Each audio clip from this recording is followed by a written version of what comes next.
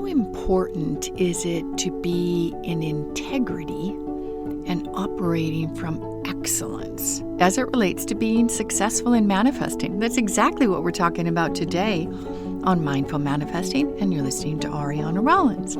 But before we dive in, if you'd like to get a guided meditation and a quick workbook on getting clarity and focus on what you want, go to mindfulachiever.com. It's completely free. Well, I am happy to be back, and my energy's at about 95%. Oh my goodness, I feel so good. If you didn't listen to last week's episode, you'll understand why I'm excited. I went through a serious month-long health crisis. Came out of the blue, and I'm just grateful to be back.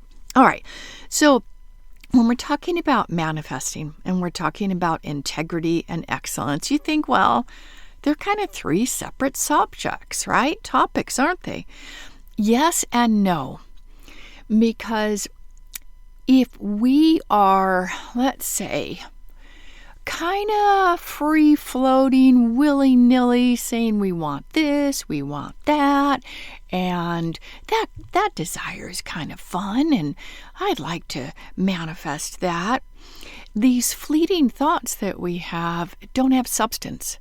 It's almost like a 2-year-old ADHD, attention deficit. I don't know if that's the correct term anymore. I know neurodivergent, I think that's the term, right?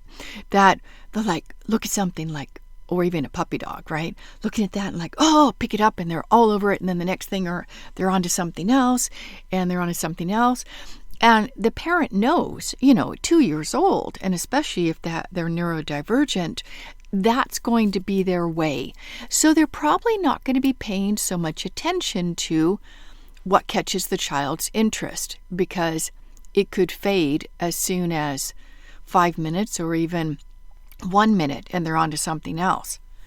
Well, how does this relate to manifesting? Well, I'd like you to think about that which supports our efforts, the unseen part of us, whether we call it source, we call it our unconscious mind, we call it the vortex, we call it God, however, universe, whatever term you use for it. We are not, and you probably already know this, we are not the sole creators of what we bring into our life, what we manifest. Our part, our job is the clarity in what we want, and then we ask for what we want. We hand over. We allow it to happen. We request support. So if we are in our manifesting efforts and desires and wishes, like that 2-year-old, I'm into this one moment and then into that, and I want that. Now I don't want that anymore. Well, where is the power going to come? Where's the support going to come to be able to create that outcome for you? Let's just say universe for ease in this conversation right now. The universe doesn't know what we want. The universe starts to not take us seriously, because and it's not quite like this, but I think this is a decent metaphor. Say we've got 100 units of manifesting power. I know that's a silly one, right? And we are not focused, clear, and intentional, and committed, and deeply desired, our outcome, what we want, then we disperse it. So we're throwing that energy, that 100 units of power that we can get when we wake up in the morning, everywhere. It's like taking precious seeds and just throwing them up in the air in the middle of the desert. That if we were intentional, we'd be looking at our seeds. Each seed would be different, wouldn't it? It would be, this seed's maybe grow income. This seed's get more aligned clients. This seed is to revamp and rebrand my business. This seed is upgrade the quality of my relationship with my partner. This seed is becoming a better communicator. This seed is something pleasurable, joyful, being a better singer or a better dancer, I don't like that word better, but you know what I mean. It's just for ease of sake. Okay. So with these seeds, some are going to be bigger, some are going to be more important, more significant, more meaningful. And then there'll be other ones which are the fleeting desires and wishes. Nothing wrong with that. We all have them.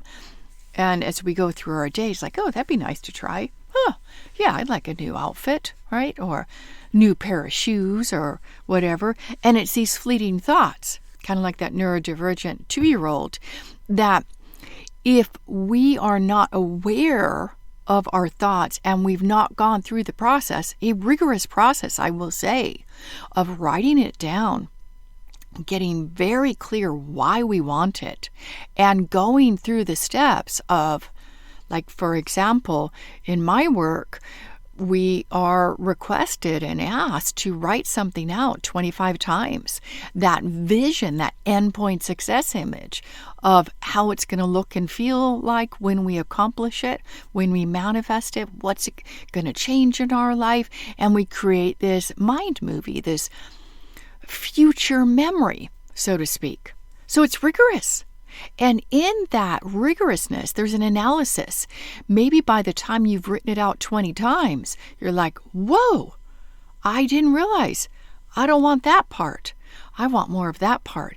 And in your clarity, in your refinement, the wheat, when they take the chaff out, right, and they're kind of harvesting the wheat, you're getting what is the most meaningful parts of what it is you want to manifest, and the rest is going to fall away. What does that do for you? Well, it's like a laser beam. That, that ruby gem that they use, I don't know if they still use rubies now, to create that laser, and that focus is powerful. It's like, if we think about putting our manifesting desire, our intention, our wish out there as a powered prayer, it's going to be heard. It's going to be heard because we've gone through the steps to make sure it's right for us. It's aligned, timing's right.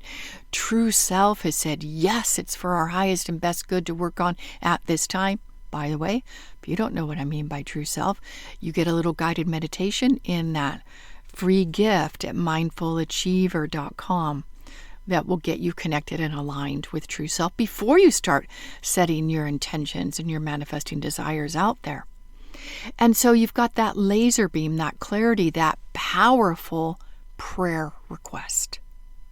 Well, do you think that which supports our life will maybe pay attention to that more than the dispersed seeds and the willy-nilly interest? Quite likely, which is why when people work with me or they take one of my Go at Your Own Pace programs, they start to make major changes in their life. They start to get results where they'd been attempting for years. Like one man had been working on it, I think he said like 30 years to get back to his high school weight. And he had tried everything. He had all of the gadgets, the type of scale that links to the app on the phone and all of that. He had tried so many things. He was disciplined. And he was someone who looked for everyone else's purposes in shape, but he wanted to get to that kind of racing weight. He did it. After 30 years of trying. That's phenomenal. Because of the rigorousness, because of the making sure it was right. Because a manifestation may be right for you, but maybe the timing's off. Maybe let's give him an example with him. I remember he was planning, well, he wasn't doing the planning, but he was part of his daughter getting married. That was a big deal. And I do remember him setting an intention, an objective, which we call in my work, for something that was not related to the wedding of his daughter. He didn't achieve it. Now, it's not that it wasn't important to him, it was, but the timing wasn't right. So there's all these little critical and essential, critical not as in bad, but critical as in determining your success, all these factors that will help you progress in your manifesting at a faster rate and, most importantly, that what you get's meaningful. You really want it, and it's like beyond belief celebrated. Oh, so good when that happens. It is so sweet.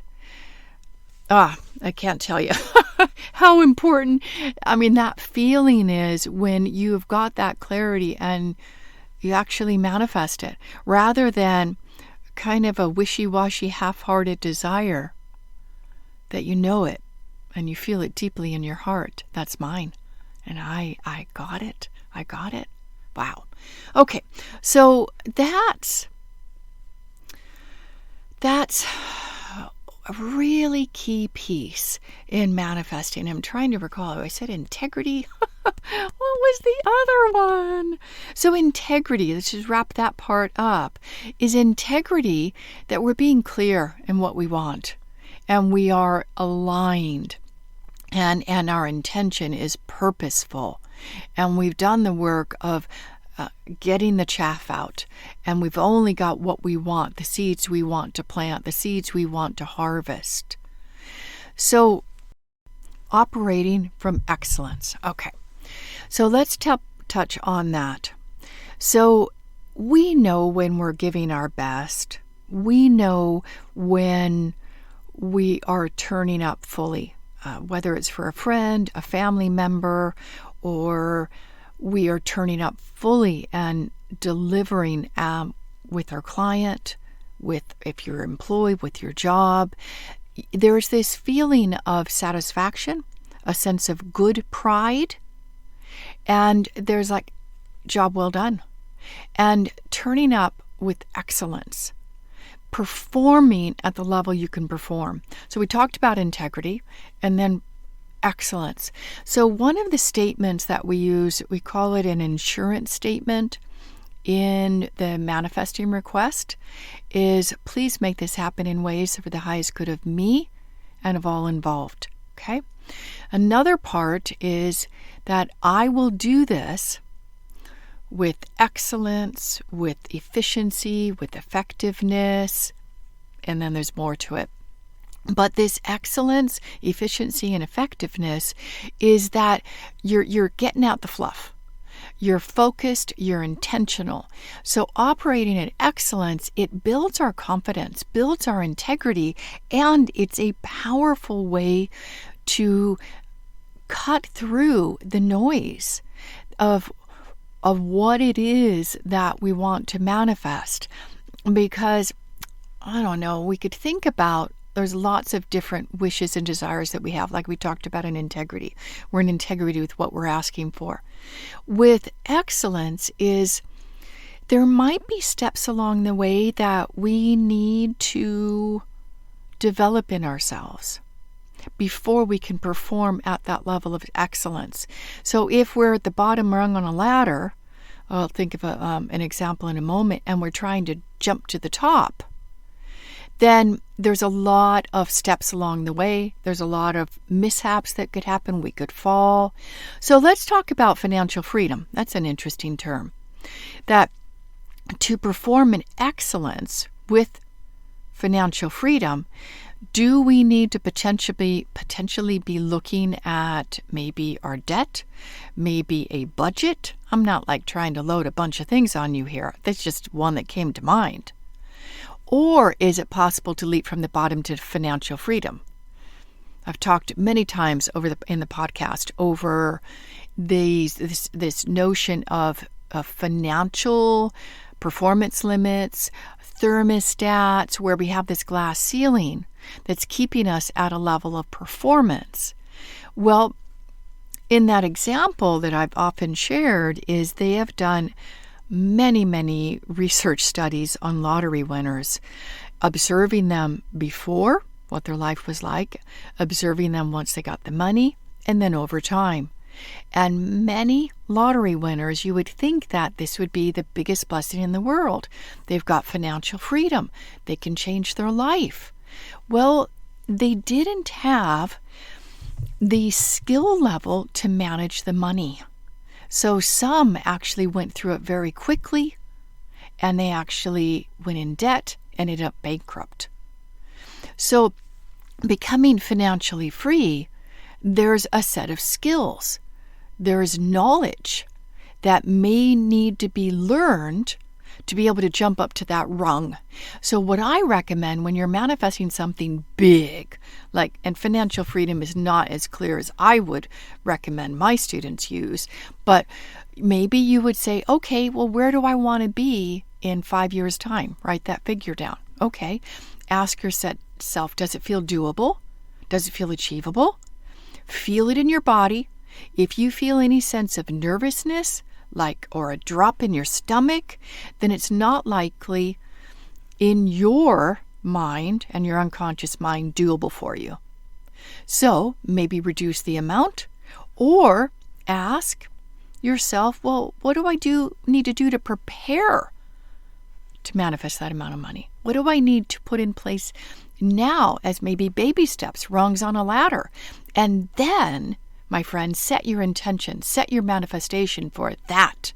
And then do the next rung, the next rung, and the next rung. And then before you know it, 5 years' time, you've got that money. And maybe you feel that sense of financial freedom. So as we start to wrap up, manifesting, integrity, excellence, they are important subjects.